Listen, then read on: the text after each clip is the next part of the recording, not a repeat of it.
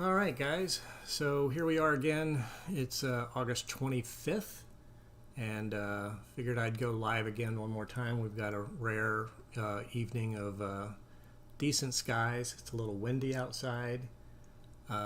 Just going to check my stream here, make sure we're good. I am seeing black. Oh, there we are. Yeah, we're good. So we're up live now. I'm gonna just do one thing real quick here so I can see what's going on in the chat. If you guys want to chat, if you want to say hello here on the YouTube chat. Like I said, it's August 25th, and if you're a follower of mine on Instagram, I only made one post today, and that post was a sort of a memorial thing. Today is the anniversary of Neil Armstrong's death. He died on August 25th of 2012. So the country lost what I would consider a true hero. So I thought it's only appropriate that since it is the anniversary of Neil Armstrong's death, that we image the moon tonight. So I've got the moon loaded up here, and we're gonna take some short video clips of the moon. I've actually got a very limited field of view. If we go to my outdoor camera here, you can see the telescope, and you can see I've got bushes that are pretty tall on the right hand side of my yard, or the west side of my yard, and then to the south my neighbor has a very tall tree, and between the tree and my bushes I've got about 20 minutes here to image the moon before it goes behind the bushes. So you'll see it. In fact, I think the reason the exposure is kind of going in and out right here is because it is kind of, the wind is blowing a little bit tonight, and I think the wind is blowing the branches in my neighbor's tree into the field of view right now. So I'm going to wait just a few more minutes and see if that kind of levels off, the exposure kind of levels off, and if it does, I'm going to start doing some a few quick captures here. I'm going to go ahead and go to I didn't want to go to my ugly face. I wanted to go to the desktop here, and I'm going to label my target here, the moon,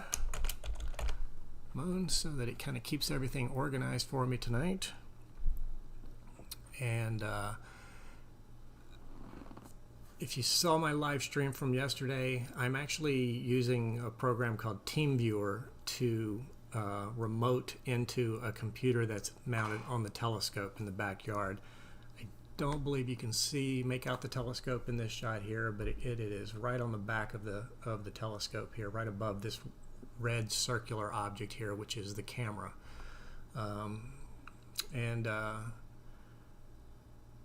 I've never done really, for the moon is so bright, the exposures have to be really, really short, and I don't think TeamViewer is refreshing the screen that often, so that flicker that we see in the moon here might actually have something to do with the TeamViewer. Although when I did go out about 10 minutes ago, the moon was definitely behind the branches of my neighbor's tree. I thought by now it would have cleared, though.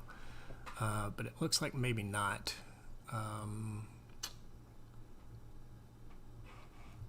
But anyway, I'm gonna capture, when you're shooting the moon or the planets, you don't shoot individual long exposures. What you do is you shoot a video clip, and you take that video clip. Because of the atmosphere, you might, it's very, there's a lot of like waves and stuff in the video, so you get a few frames here and there that are crisp and sharp. And so when you take a video clip, you might shoot 1,000 frames of video, and you take it and put it into a program, and the program will extract each one of the individual 1,000 frames. It analyzes them, and then it stacks only the best of those frames. So just like last night, we'll go through the whole procedure of stacking an image, and we'll see how the final result turns out, and at the end of the night we'll post it on Instagram. Okay, so let's see. One little reminder. If you can, subscribe to the channel. That would be great. And I am going to start a capture here. Actually, before I do that, cancel. I am going to just readjust the position just a little bit. It's kind of drifting off the frame here, so I'm going to kind of scooch it back over here closer to the middle.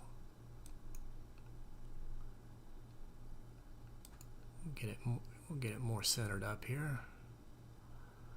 I'm also shooting, I'm not shooting the full frame of the sensor. These Astro cameras allow you to do something called a region of interest, ROI. You can see it on the right hand side here. So this gray box represents the entire sensor. But what I'm going to do is I'm going to capture this video clip, a much smaller section of just the center portion of the sensor where the moon's at. And I'm not sure if the darkness that we're seeing is my bushes that it's running into or not, but we're going to get this rolling here kind of quick, and I'm going to just tell it to capture 1,000 frames single time, and I'll tell it to start. And then if we look down in the bottom left hand corner, you can see the number of frames that it's captured, and it gives you an estimate of how much longer it's going to take. In the bottom right hand corner, you can see it's captured a little over 200 now, and it's of 1,000, so it's estimating less than a minute because it's already 9:03. So we'll just go ahead and capture these 1,000 frames and see what our final result looks like.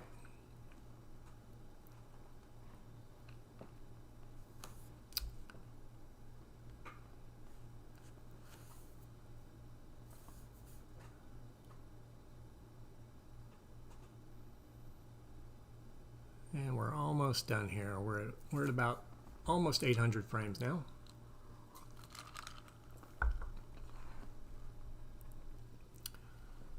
Coming up on 900. So we've got about 100 frames left, and then this clip will be done. And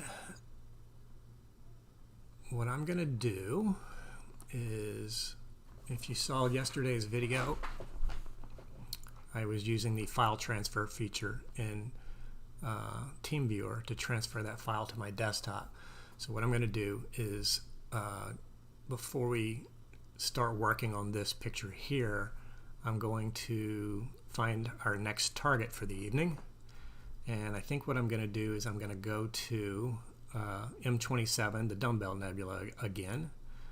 Last night we captured in Hydrogen Alpha, and tonight I think what I'll do is capture in Oxygen 3, I'm sorry, O3. M27, we will tell the mount to move over to M27. And if we look at the mount outside, we can see it flipping around and spinning around to line up with M27. Pan the camera a little bit.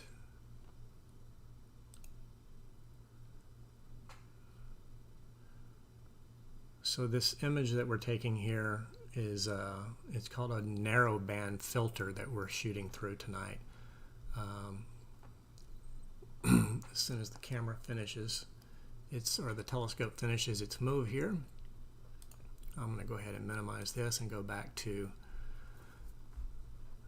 our SharpCap Pro, which is our capture software. I'm going to change the exposure to, let's just say, 5 seconds to start with here. And I'm going to crank up the gain just to get a little bit of local star activity in the frame here. I'm still on the luminance filter, which is essentially a clear filter. And it's not letting me switch the gain here right now. Let's see if it's going to let me do anything.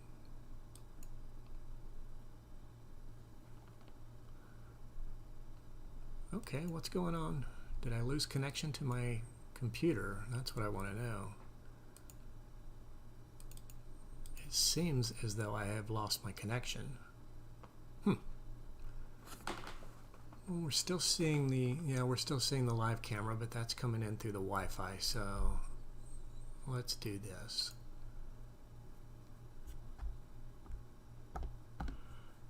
All right. So technical difficulties again tonight. Looks like it's dropped my connection with the mount. It might have had something to do with that crazy flip that it just did out there. Let's see if I can log back into it.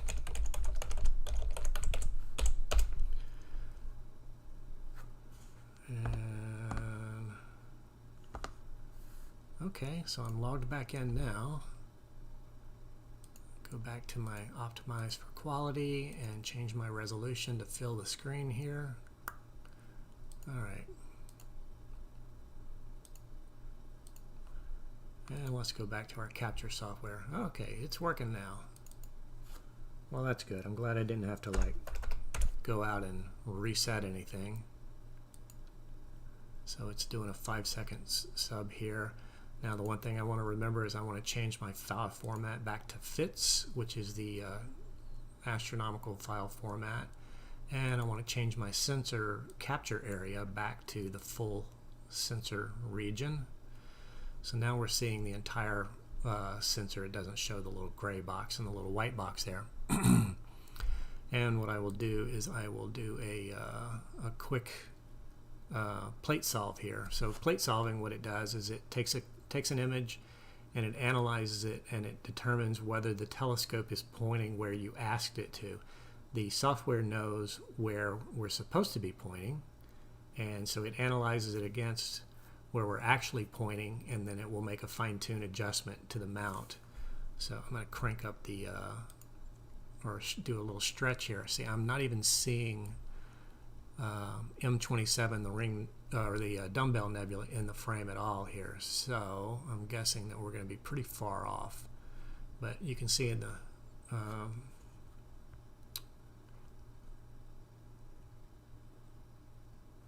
upper left-hand corner, it says solving the frame. So it's analyzing this frame here, and it matches up these stars, and it says, oh, you're not pointing here, you're pointing there. And then it comes over here and automatically makes an adjustment to the mount to center it on the correct object or the correct location. So this yellow bar across the top indicates that it's plate solving right now. And when it successfully solves, this yellow bar will turn green, and then you'll see the exposure kind of go crazy as the scope moves. This exposure might be too long. There might be too many stars for it to analyze here. So that's kind of what I'm thinking. The reason it's taking too long here to plate solve.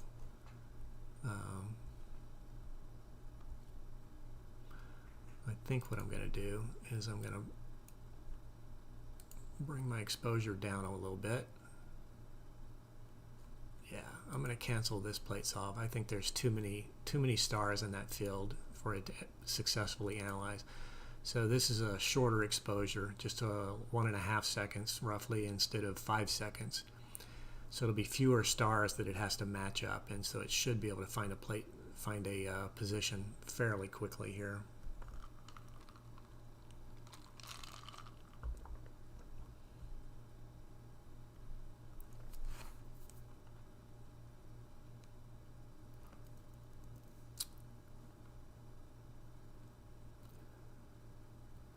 This computer that's mounted on the telescope out there is very underpowered.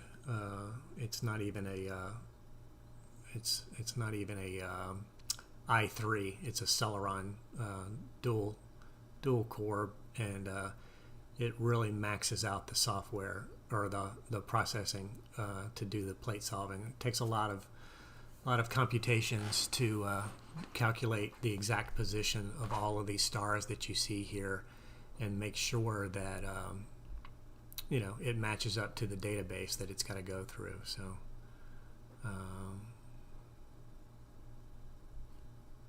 hopefully we'll get a successful solve here.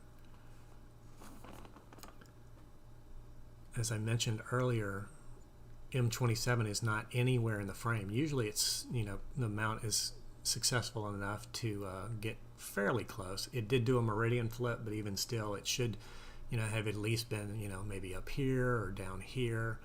And then when it does the plate solve and it sees that the object is down here, boom, it'll adjust the mount and it'll put it right in the center. But this time it's completely out of the frame. The object doesn't have to be in the frame though. It can be out of the frame, and the software will figure out how far out it is. And that's what it's doing right now, is it's going through all of these frames here, trying to figure out where it's at and reposition the mount. So while it's doing that, one of the things that I have to get ready for, once it successfully plate solves and goes back to that, I'll switch over real quick when it does so you guys can see. But let's see, we got red instead of green. Plate solve failed, 507 stars found, maybe too many. Try reducing the exposure. Okay, so we'll reduce the exposure even more. How about we go down to, I'm just going to reset my gain to 139, which is the normal gain for the mount, for the camera. And maybe, all right, so we're going to try one more time to plate solve this.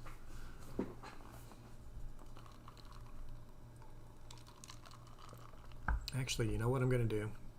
I was just mentioning that I need to check focus on the proper filter. So while it's plate solving this, well, I was going to go ahead and put the Bahtinov mask on, but I'll leave it off until it plate solves here. Hopefully it's more successful this time.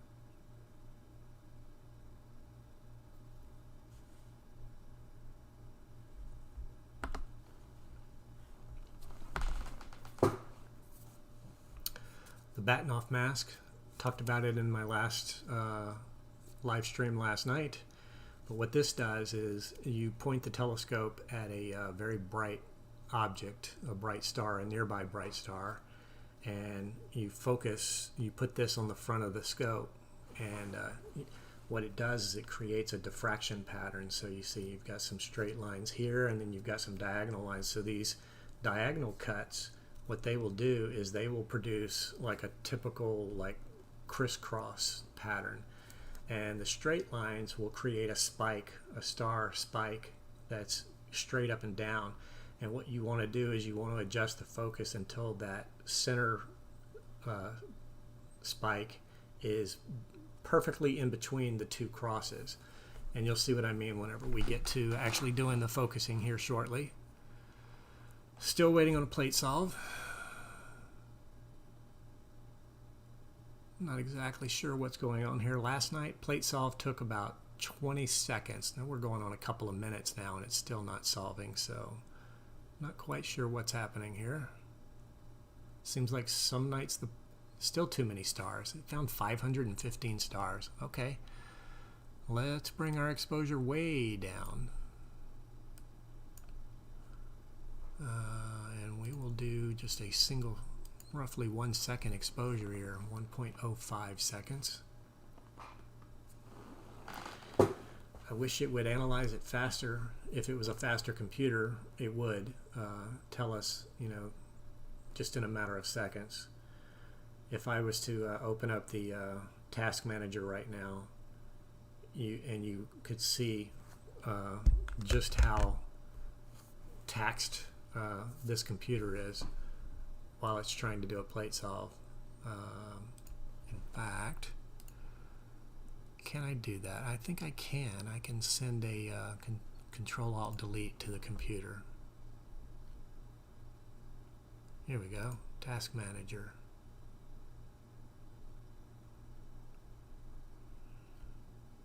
So now you get to see just how hard my computer is working right now. So the CPU is completely maxed out, and memory is at about 79–80%. So it's This is a little Intel Celeron 1.1 gigahertz processor, and it is struggling to get through plate solving. It uses a lot of the CPU for that. So there may have to be an upgrade in the future for this little computer that's mounted on the telescope.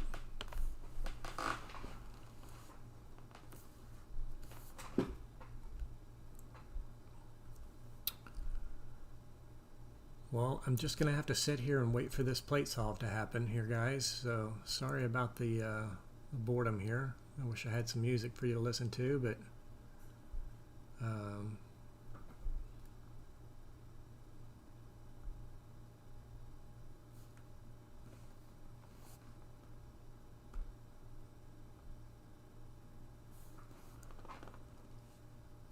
I am going to very quickly test the chat while we're waiting, just to make sure that it is truly working. Test. Let's see if that's happening. Yeah, the test went through. All right. So back to the desktop here, waiting on this plate solve to happen.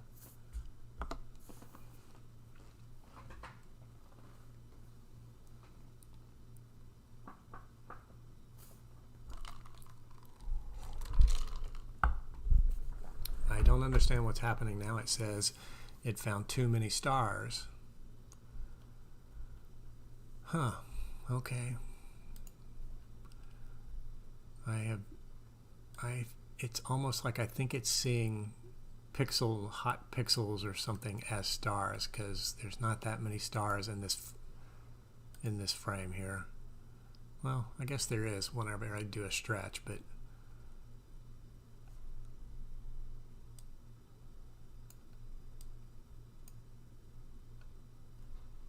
all right, we're going to try one more. I'm sorry to bore you guys here. You know what, though? I am going to get something accomplished while this is happening here. So it's plate solving in the background, and I'm going to go and I'm going to transfer that file that we just captured of the moon. So there's our file there, and we're going to put it into the folder for tonight's. So this one file of 1,000 frames is 7.47 gigs. So that's a huge file. That might be a little too much to try to transfer over the Wi-Fi here. Yeah, I think I'm going to cancel that. I did not realize that file would be so big. So sorry about that. I'll just have to yank the hard drive off of the mount in order to get that file.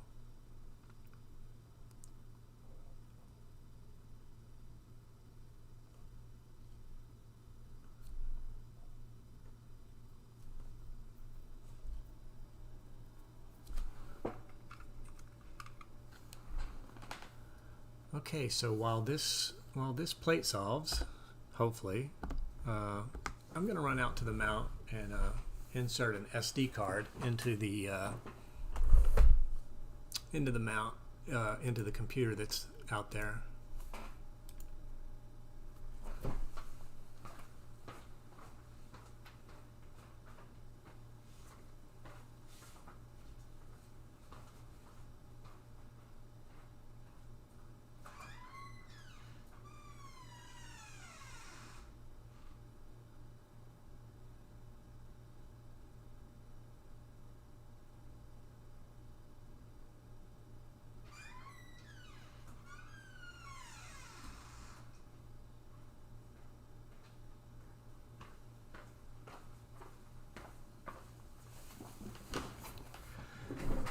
So here's what I will do while this attempts to plate solve.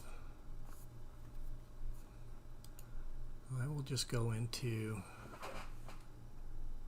the desktop here and transfer that 7.7 gig file that's in this folder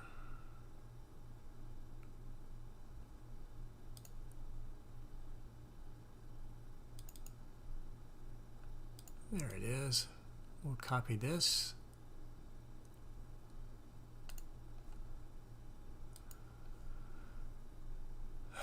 And we will copy it over to the SD card. And I'm just going to put it in the root directory here. We'll see how long this takes.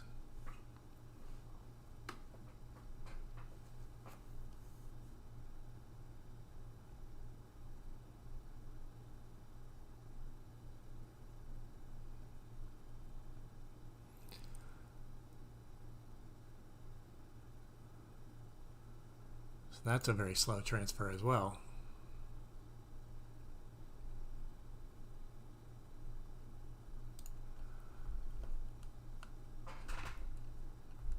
Alright, so let's see how our, it still says it's solving the frame, so it's still working on it over here.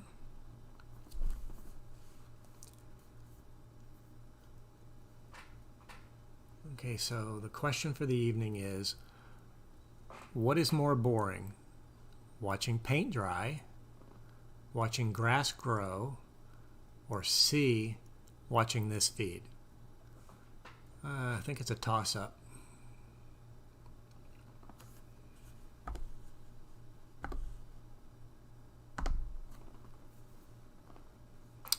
Alright, so in the background I've got the file transferring from the SD card to the here's what I'm looking for, from the SSD drive to so this says it's going to take 1 hour and 15 minutes to transfer that 7 gig file over to the SD card, and that has a lot to do with the fact that this computer is struggling right now. It's using every bit of its horsepower just to try to solve this image here. So I think I'm going to wait until, well, I guess it can't hurt to just have it running in the background, or it's just going to slow the solve down even more.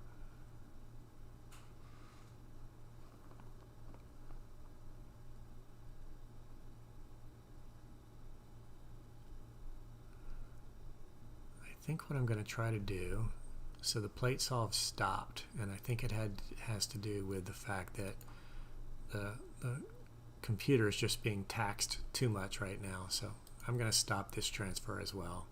I thought it would be a little quicker just going from SSD drive to an SD card. We're going to go back full screen here, and too many stars found. Okay, so here's what we're going to do. I'm going to go back to the software here, and I'm going to see if I can get it centered up on Deneb, which is a star very close, a bright star that's very close to the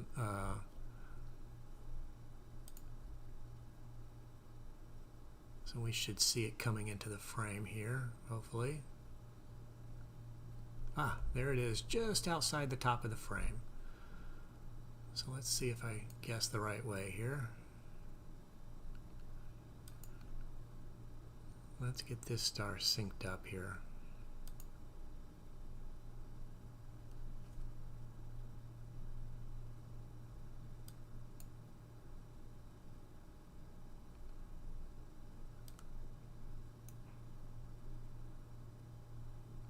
Oh, we went the wrong way, so now it's the up button here. Should bring, you can always tell which star is Deneb because it's so much brighter than everything else around it. I should put the crosshairs in here and kind of sync things up.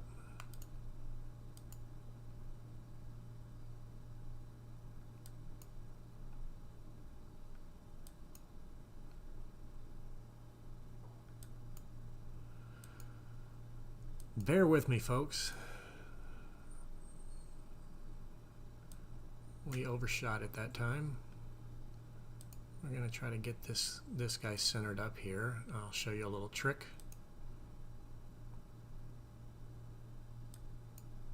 Okay.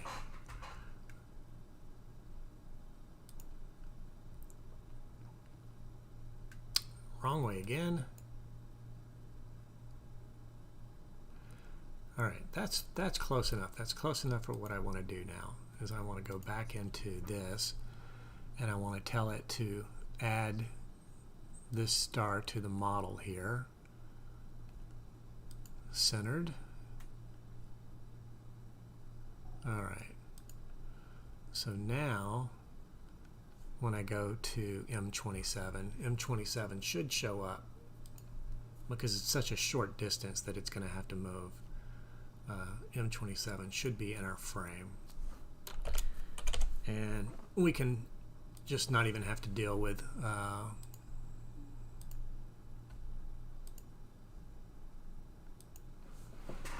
so you can see the scope moving there. It's a very short distance as well, and we'll crank up our exposure here, and we should see M27 almost in the center of the frame here on the next exposure. Let's see how we see it here. Oh, there she is, right there, dead center. All right, so that's good. So that's exactly what we want. So we want to, but before we do that, I've got to go back to Deneb. I just wanted to make sure that this process would work. I want to go and I want to change my filter to the S2 filter. You can see S2 here. No, not S2. We want to change it to O3. O3, and you can see how much darker it is now. And I'm going to go outside now, and I'm going to put the Bahtinov mask on, and I'm going to check focus with the Bahtinov mask on this filter, because each filter has a slightly different focus point. So I've got to run outside for a second. I'll switch over to the outdoor camera.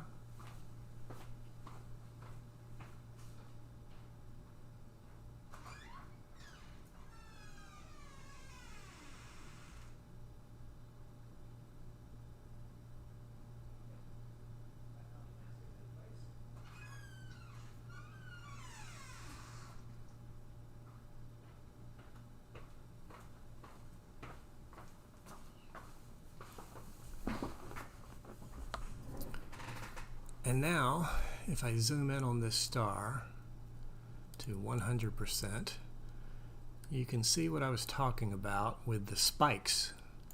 So it creates these two intersecting spikes, and then there's one spike that goes right down the middle between the two. And what you want is you want to make sure that this spike here in the center is directly in the middle of these two. And I would say for what we're doing tonight, that is on the money. On the money. So we're going to go back to M27 now.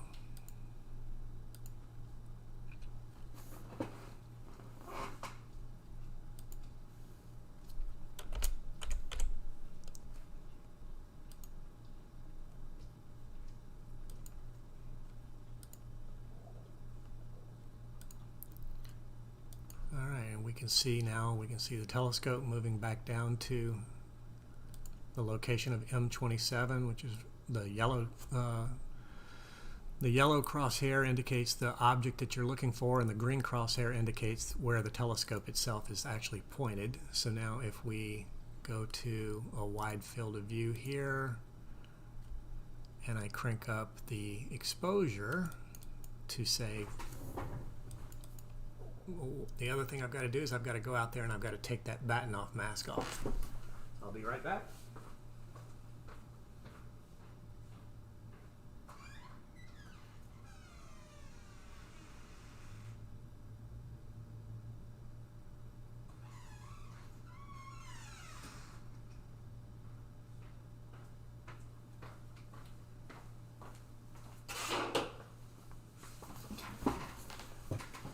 Alright, so we got a little shaky image there, and that's because I touched the telescope a moment ago when I was out there. So exposures are updating about every 10 seconds.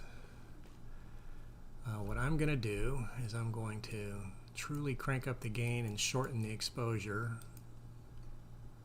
so I can just barely make out the nebula. I'm going to turn my crosshairs back on, and I want to scooch this over just a little bit so that it's centered. We'll see if this is the right way. It was. How about that? We'll get it right in the center of the frame here.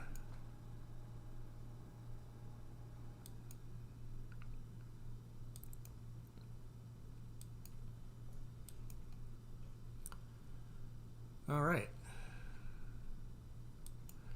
That's close enough for what we're doing here tonight. Turn the reticle off. Now I've got to go and make sure everything is set properly here. My gain goes back to 139, and my exposure goes to 90 seconds.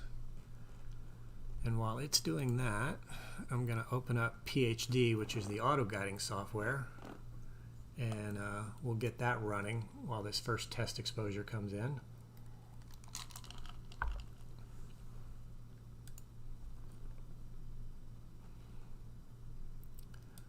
Connect everything up here.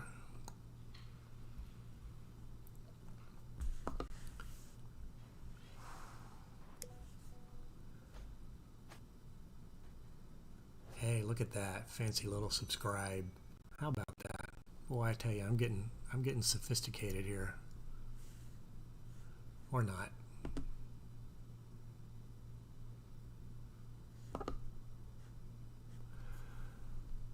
All right, I'm going to let the software pick a star, and we're going to start guiding on that star.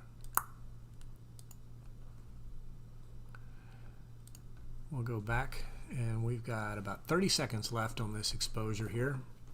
So roughly the first minute of this exposure was unguided. So there's a good potential that this first exposure coming in here is going to be a little bit blurry. While we're waiting on that, I'm going to go ahead and change our target name back to M27. We'll see, we got about 5 seconds before this exposure comes in.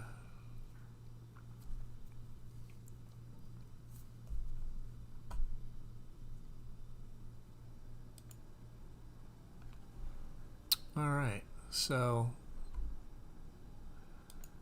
obviously with the guider kicking in, it probably started do some adjustments here. So our stars do not look great in this image here. They look like little squiggles. It is a little breezy outside, and our guiding is just going completely off the rails crazy here.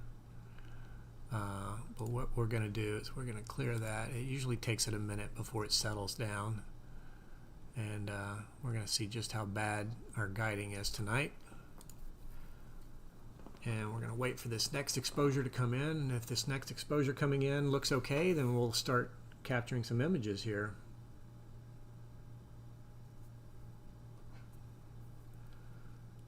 A little more than 30 seconds.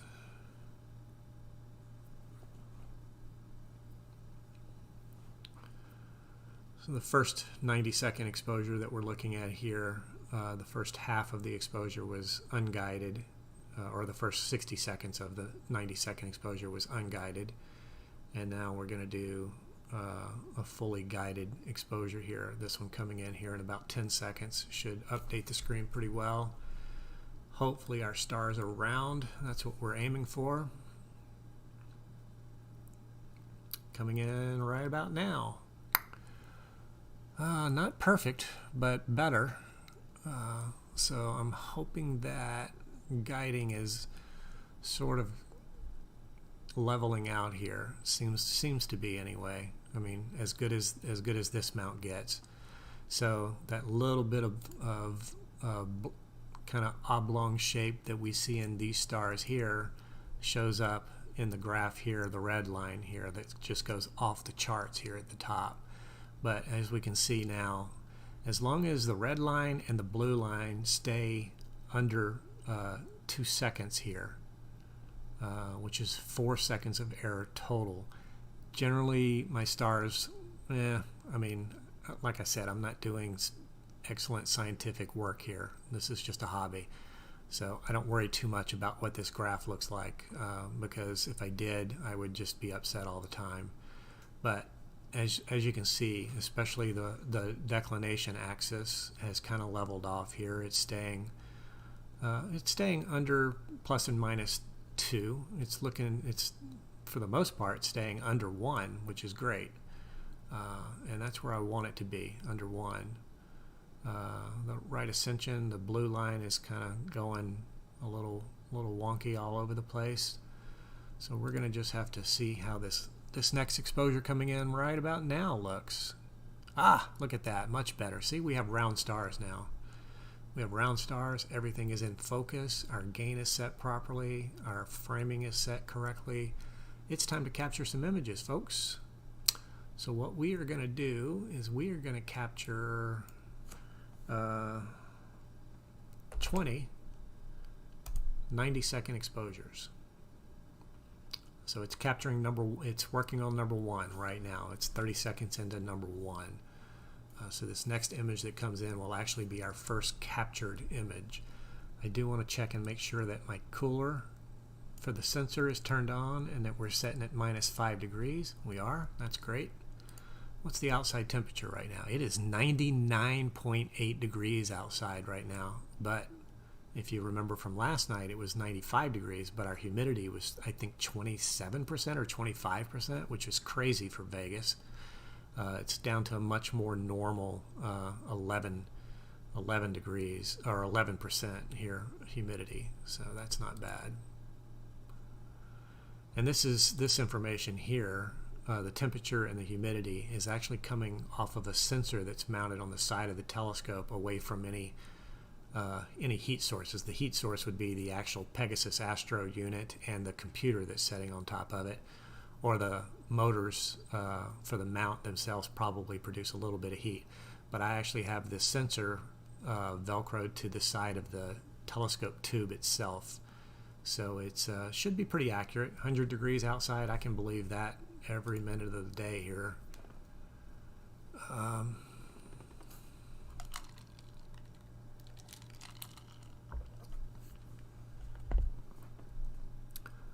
So again, I'm going to just turn the chat on and see if there's anybody has anything to say.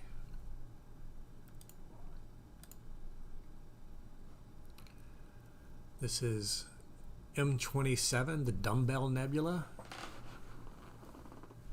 I guess I could do a little bit of something about the dumbbell.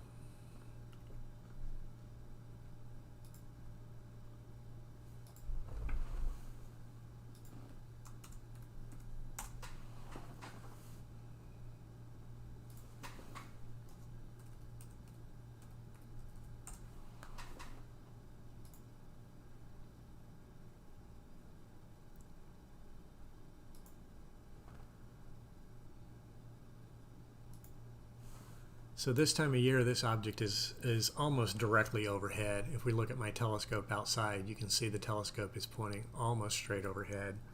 And it's very high in the sky. In fact, the telescope is about 1 hour away from doing a meridian flip. What the meridian is an imaginary line between the North Pole and the South Pole. So it goes straight overhead. It's a static, I guess, line. The meridian is always the meridian. It's always the line that goes directly overhead from north to south. And so the best time to image objects are when they're very high up in the sky. The highest an object can be is in the meridian. It rises in the east and it gets higher and higher and higher until it's directly overhead. And then once it's on the west side of the meridian, it's actually getting lower and lower and lower in the sky. So this is an ideal time as far as the position of M27. Not so much an ideal time if you look sort of, let me reposition this camera, sort of that right in the center of the screen that's going down behind the bushes here. That's our first quarter moon that we were just imaging a while ago. So between the light pollution of Vegas and the first quarter moon, normal, what I call normal filters are also called broadband filters. So red, green, and blue makes up a normal color image that we're used to seeing. But it's virtually impossible from my backyard to image in red, green, and blue, especially when we've got a very bright moon up in the sky right now, and it's only going to get brighter the next few days, so this will probably be my last stream until after the full moon and we have some dark skies again. When we do get to dark skies, I don't like to image from the backyard. I like to actually make the effort to drive to a dark sky site.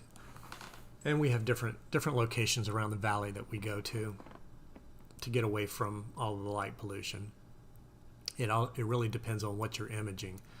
For an object like M27 that's so high overhead, we could go north or south of the city and get a decent image. One of the objects that I'm working on is the Pac-Man Nebula that I'm still working on. The Pac-Man Nebula actually stays sort of in the northern part of the sky, so I have a spot for any locals up on Lee Canyon Road that I go to. It's nice because it's a great spot in the summertime because it's at about 6,500 feet elevation, so the evenings are actually very comfortable, very cool. I can actually cool my sensor down to about minus 20 degrees below ambient temperature. So if we look at the scope right now, and if you can look where the cursor's pointing here, this is the cooler for the it's a Peltor cooler that's on the back of the telescope, on the back of the camera, and what it does is it cools the sensor down to reduce the amount of noise that you pick up in the sensor. And the colder you can make it, the better. But with ambient temperatures at 100 degrees like we've got here, the coldest I can get it is minus 5 degrees. Now that doesn't mean the sensor is minus 5 degrees. That means that it's 5 degrees below the ambient temperature, and this is 5 degrees Celsius.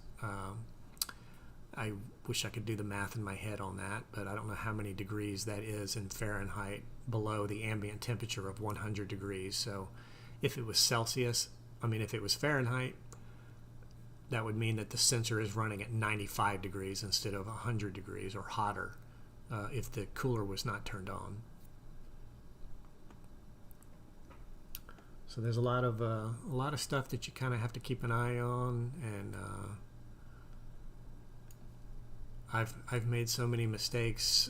If you look up at the top here, so the camera is shooting is a monochrome camera, and it's shooting in 16-bit, which makes for a pretty large file. But I spent an entire evening. I can't really do the drop down right now because the scope is imaging, but otherwise I could click on the little drop down tab here and you would see the option of mono 16 or mono 8. So basically 8-bit is, it's less than half, because I think this is I forget what the term is, but I know 8, the number 8 is half of 16, but it's a logarithmic scale, I believe is the term. So it's a lot less data. So I've made the mistake of actually capturing an entire evening in mono 8 instead of mono 16, which was just horrible. So I'm going to zoom in on the center of our object here. And this is the Dumbbell Nebula, once again M27. Another nickname for it is the Apple Core. If you've seen other pictures of it, because of the shape, it has this is very tenuous gases here on the outside that with the naked eye looking through an eyepiece you don't see this part and this part here of the nebula. You just see this brighter central core, and it almost looks like an hourglass that's laying down on its side, or a dumbbell, hence the name. But it's also nicknamed the Apple Core because it looks like it was part of an apple, and somebody just bit out the entire portions of it except for the top and bottom part. So that's one of its nicknames. Its designation, again, that you see the target name up there, is called M27. Charles Messier was a French astronomer in the 1700s, and he was mostly interested in discovering comets. And so what he would do, he would look through his telescope obviously 1700s, so they didn't have cameras. And he would catalog these fuzzy objects that he would see in the middle of the night. And he would observe them from one night to the next. And if an object was in the same position every night, then he knew that it wasn't a comet, because comets are constantly in motion, moving, in and out of the solar system. And so he made a catalog of 110 of these objects that he didn't want to waste his time observing in the future when he was in the same region of the sky. So this is his 27th object, but interestingly enough, it's his first planetary nebula. I always thought that the Crab Nebula was, which is M1, was a planetary nebula, but apparently it's not.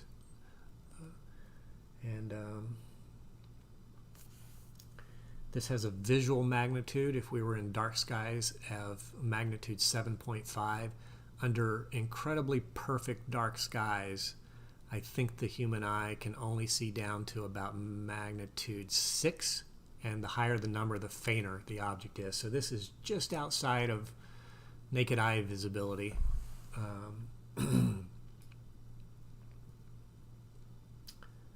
It is in the constellation Vulpecula, very close to Cygnus. In fact, it's like this nebula is right on the borderline between Vulpecula and Cygnus. What else can I tell you about it? I'm looking here online to see.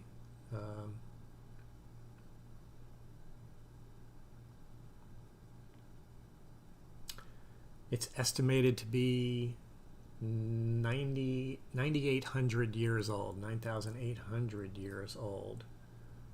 And there is a central star, which is I'm not sure if this little faint spot right here.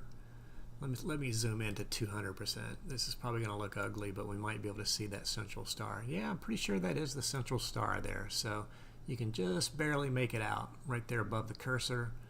That is the progenitor, or the reason that we see this nebula. That star is now a white dwarf, and it blew off the gases and everything that we're seeing, and this is the results of what we're looking at here. So I don't know if this is actually, I don't get into this hobby for the science part of it. I'm in it just because I've been fascinated with this stuff since I was a kid, and I don't know if this is remnants from a supernova or if it's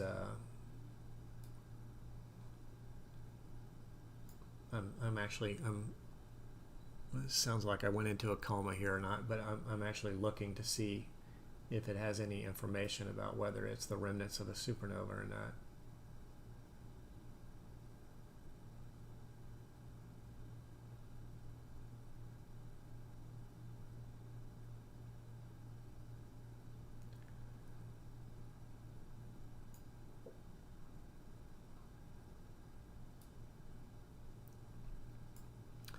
This is one of my favorite objects whenever I do private or large star parties, when obviously the planets and the moon and everything are great to look at and easy to see, but this is a relatively bright nebula, and it's pretty easy for people to make out the dumbbell shape. So when you tell them it's called the dumbbell and they look at it and they're like, oh, I see that. Yeah, I do see that. So that last picture that we were just looking at, that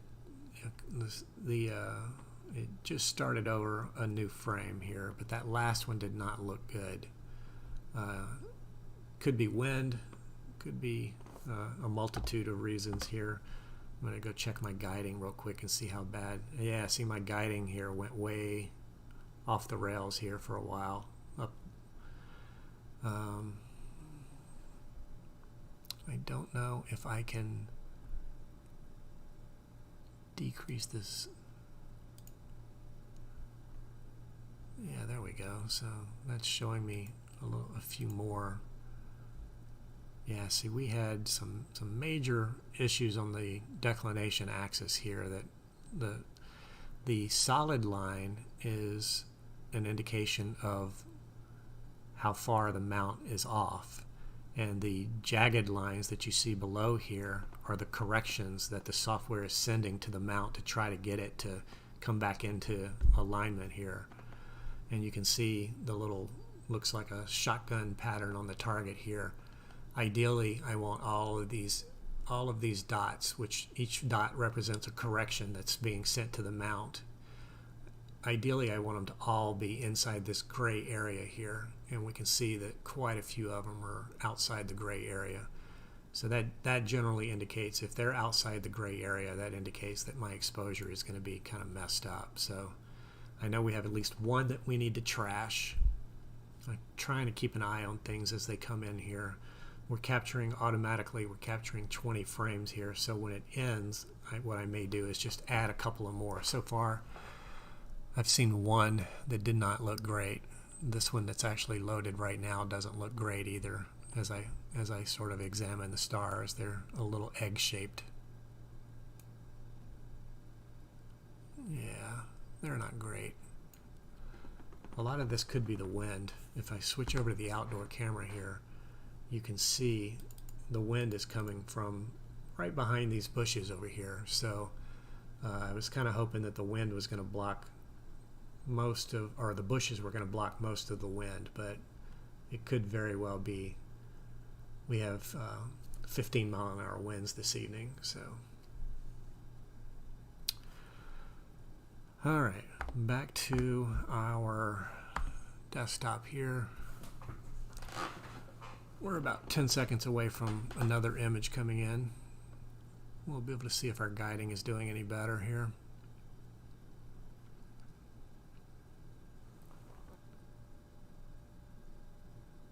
Yeah, this is another bad exposure here. You can see really, really bad trailing here. And that was caused by what you're looking at here. All of this right here, and then it looks like there's some more coming in right there as well. So our guiding is not doing great tonight, guys.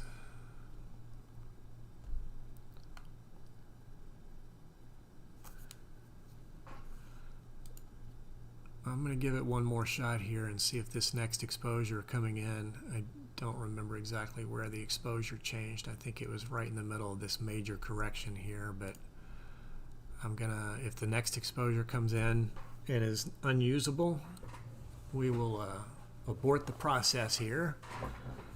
I will do a little bit of fine-tuning on the guiding and see if I can get it to come back in line any better.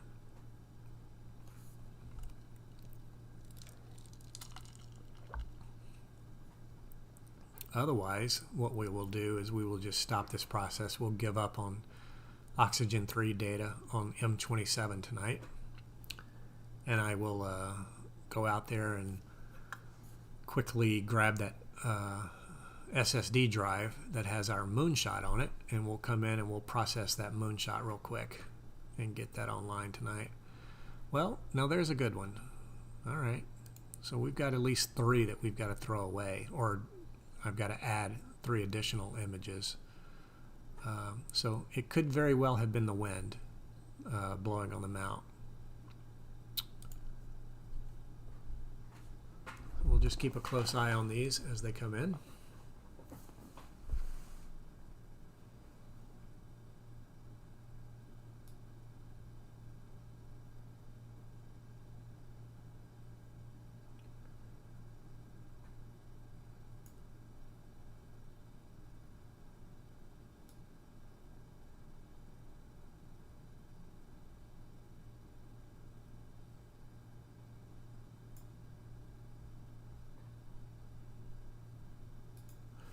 So I'm looking for some more interesting tidbits about the Dumbbell Nebula that I can share with you.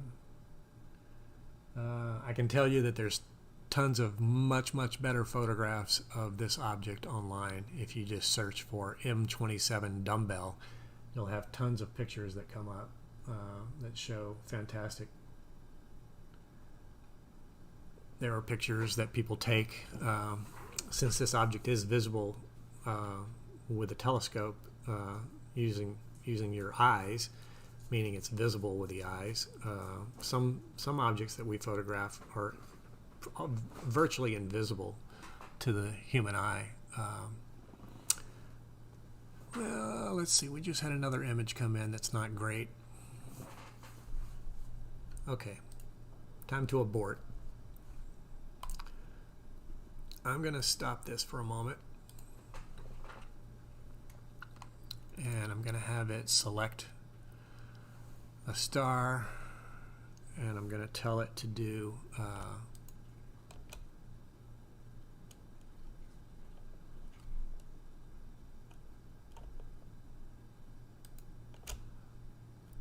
I'm going to do a quick calibration in PhD here, and so it's going to actually move the, if you look at the crosshairs up in the top here, it's going to move the telescope a couple of bumps in one direction, and then it'll move it a couple of bumps back in the other direction, and then it'll move it north, south, and east and west, and then it'll have a better understanding. This is one thing that I did not actually do this evening before we started. So, and I've kind of gotten in the habit of doing a calibration every time I take the telescope off the mount. So, I think that's good practice. Somebody could correct me if I'm wrong. But you can see now that it's actually started to reverse direction. The star is coming back towards the crosshairs, which is where it started at.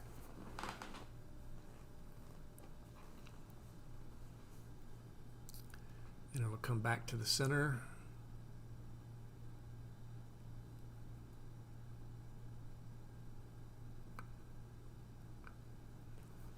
And now it's going to start going, it's clearing the backlash now. So gears have something called backlash in them. Now it's going north. So north is to the right. You can see it sort of slowly bumping to the right here. And it goes a certain number of steps, and then it reverses direction and it goes back in the opposite direction. And it calculates just how much adjustment need to be done in each direction. And when it finishes that process, hopefully the star is right back in the center of the yellow crosshair here.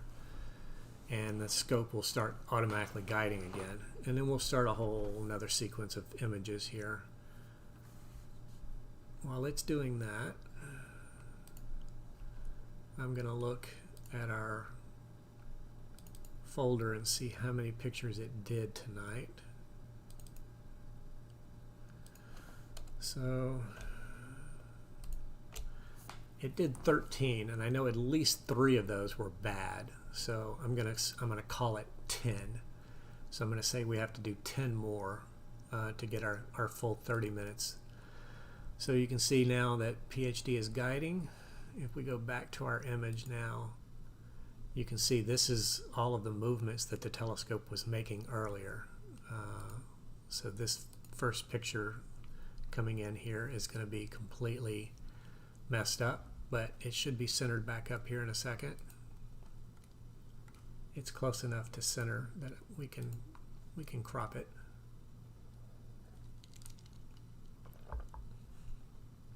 I really would like to get 30 minutes of oxygen 3 data on this object, and that way we could process it and combine it with last night's hydrogen alpha data and have a bicolor image instead of just a monochrome image.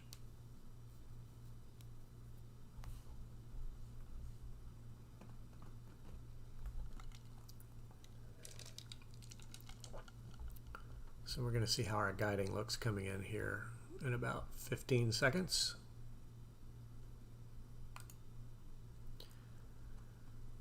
So our graph is showing, even though there's a lot of corrections being done, remember the jagged lines are what the mount is doing, and the solid up and down lines, either blue or red, are the corrections that the software is sending to the mount to try to correct it to make it do what it should be doing. So that's not looking too bad there. Let's zoom in 100% here. there's a little bit of trailing, but this to me looks like it was from the guiding, like it just started guiding, or it didn't. The exposure started right before the guiding took control. So I'm going to say we're good to go here, and I'm going to tell it we need 13 pictures. 13 images will give us the 10 good ones that we still need, plus a few extras that we can throw away whenever we process. So what we'll do is we'll just select the best 10 out of the next 13 photos.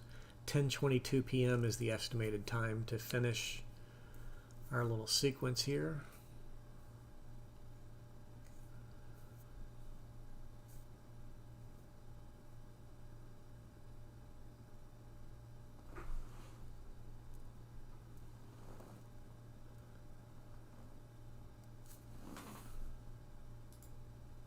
I'm going to look into our live feed here and see.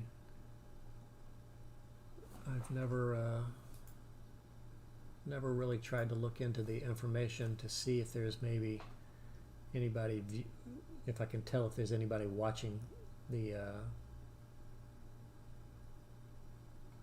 feed as we go here.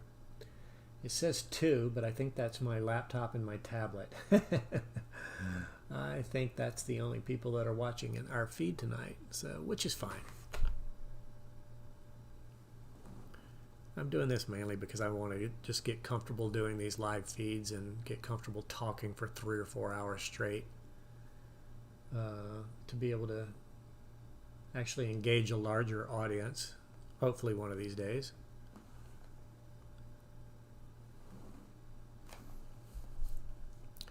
Let's check on our guiding here. See, our guiding is just going completely out of whack here again. You can see this going off the scale, and you can see the corrections that are being made on the target down here.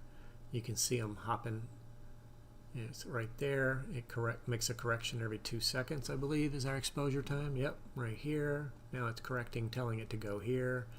It's just trying to do anything it can to get it to come back into this target area.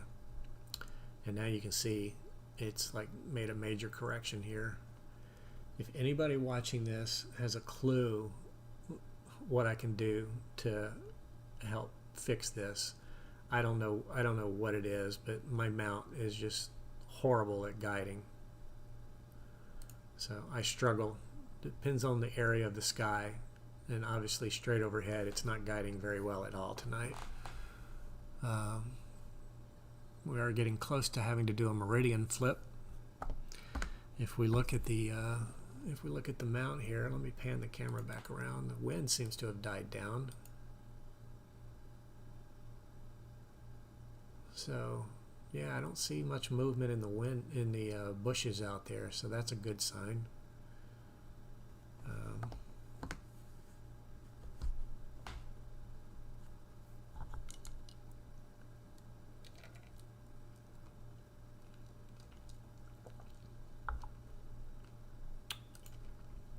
So we've got an exposure that started probably back in here. So our next exposure coming in, I can tell you without a doubt, is going to be very bad, very, very bad. So we're about 15 seconds away, 10 seconds away. I'm going to zoom in on one of these brighter stars here.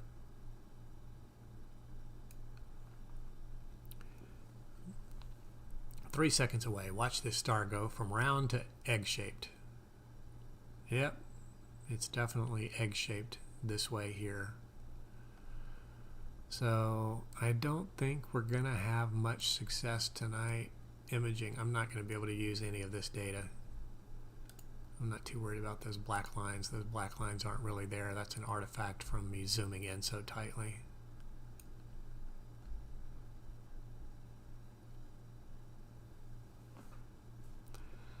I think I'm going to call it quits on this.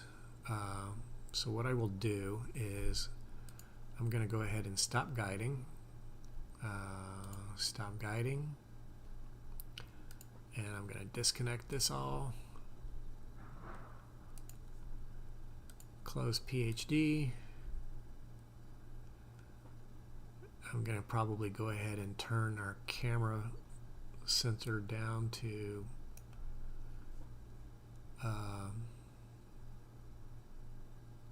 turn our cooler off, and that'll bring the camera temperature back up to normal here, or back up to ambient.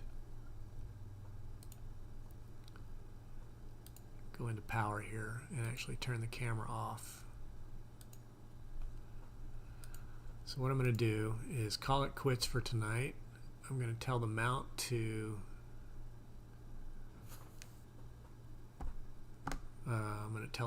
go home, and as I do that, we'll switch over to the outdoor camera, and you can see the mount going back into its home position.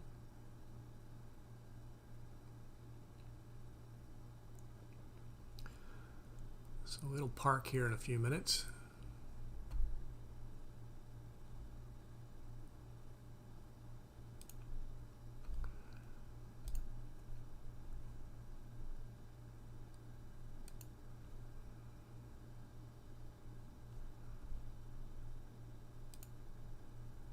Alright, so our mount has parked.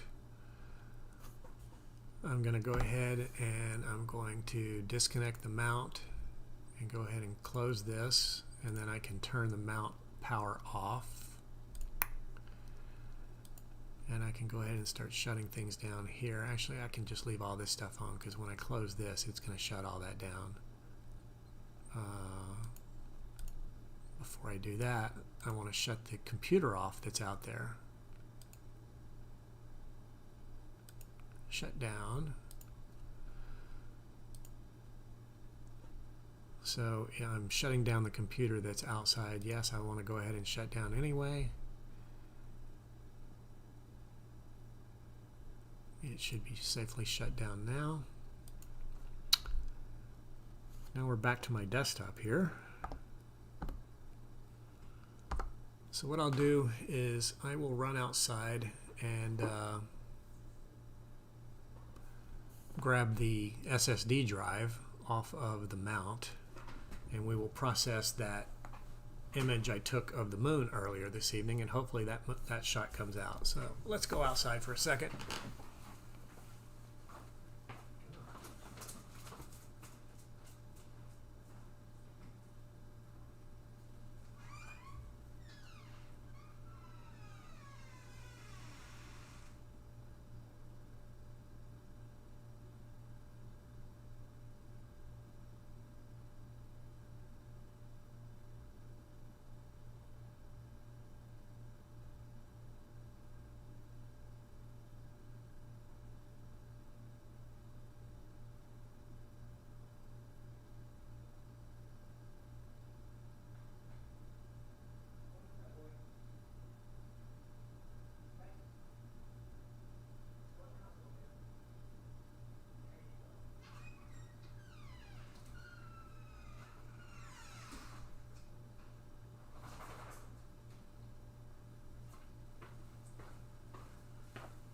Alright, I'm not sure if the audio was on out there or not, but I retrieved the SSD drive that's mounted on the telescope out there, on the computer that's out there. I'm going to go ahead and shut my outside camera off. We don't need the view of the mount of the telescope anymore. Alright, so we can kill that. Whoa. Alright, so let me get this file. Let's see, our Astro drive is here. So this is the moon file that we want. I'm going to copy that to our current projects folder, and our current project is this, and I will paste that there.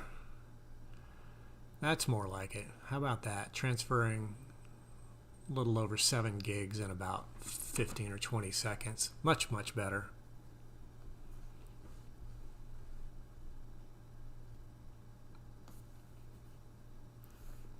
All right. So let's do this. Let's first just open the file up and look at it. So there's definitely some trees or some bushes or something moving through that frame. Hopefully we can grab a couple of decent frames out of this though, and be able to process a pretty decent image of the moon tonight. That would be good. So we'll minimize that for a moment.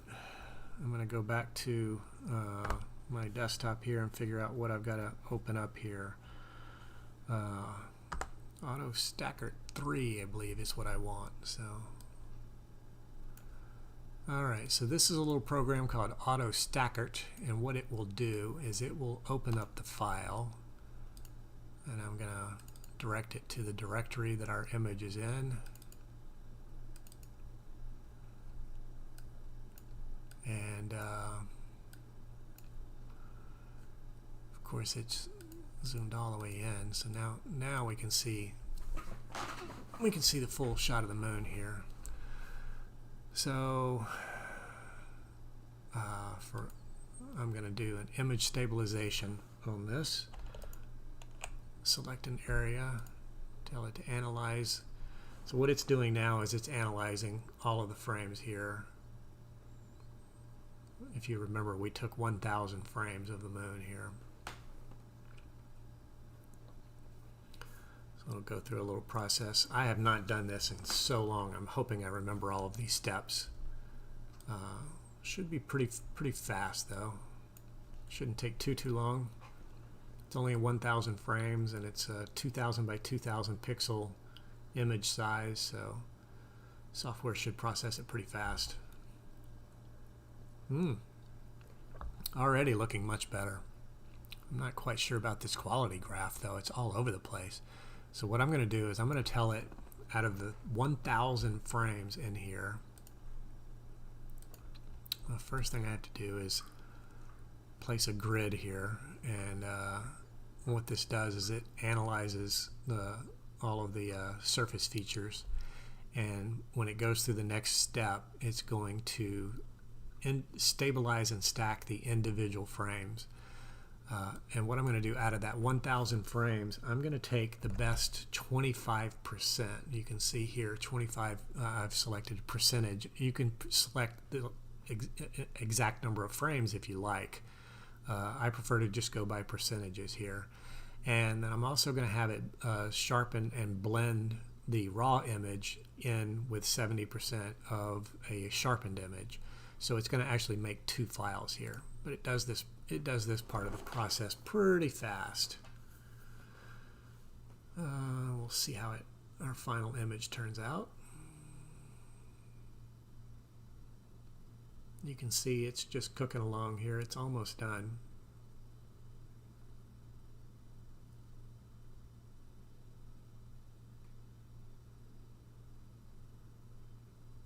And we're finished. So what I will do now is I will go back into the current projects folder, and you see now there's a folder here that's labeled AS AutoStackert and percentage 25. That's what this code stands for, percentage 25. So if I open that folder, there's now two images in here. There's the one that is the raw stack, which is this one here, and then this is the sharpened version, and you can see there's significant difference between the two. So I always start with a sharpened image, and I will open it up into Photoshop. We'll tweak it just a little bit, maybe brighten it up, increase the contrast a touch, make sure it's square, and we go to Instagram. It's already going to be pretty close to square, so I want to zoom in to 100% whenever I'm doing this step here. So first thing I'm going to do is get to like part of the brightest part of the surface here. Move this out of the way so I can see what I'm doing. And I like to just do a little bit of adjustment with the levels here.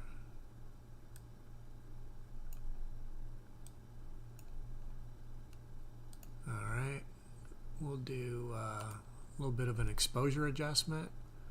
So for this, I probably need to see the entire thing because there's certain parts that are going to be much darker than others.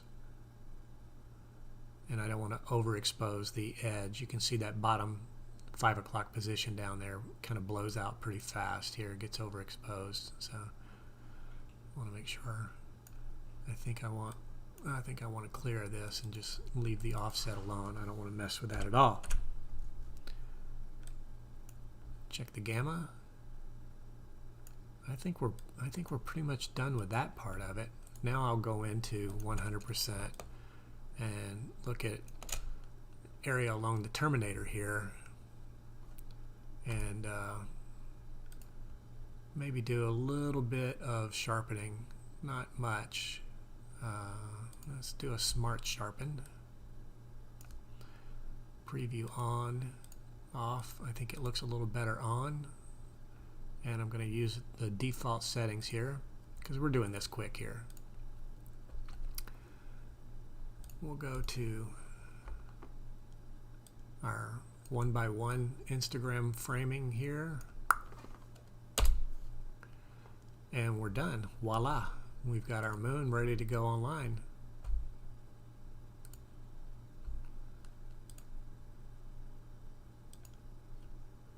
Let's go to... Now I showed you this trick last night. If you're on a PC and you have Chrome browser, you can go to Developer Tools, click this button right here that looks like a little phone or a tablet, and then refresh your screen one time. Sometimes it takes 2. Let's see. Maybe I've got to press it again. Now refresh my screen. There we go. So once you get the bars down here, you can actually go find that picture. Current projects. Where did we save it? Ah, we didn't save our image. That's why. Save as. That was a little too fast to save. We're going to save it as a JPEG. We'll keep the name there. Now we can close Photoshop. Yes, we're done with Photoshop. We can go back to our browser, and there's our moon picture that we're going to post. So the only thing that you can't do when posting a photograph to Instagram from a PC in this setup is you can't reposition or zoom. I haven't figured out a way of doing that, but fortunately we framed everything up.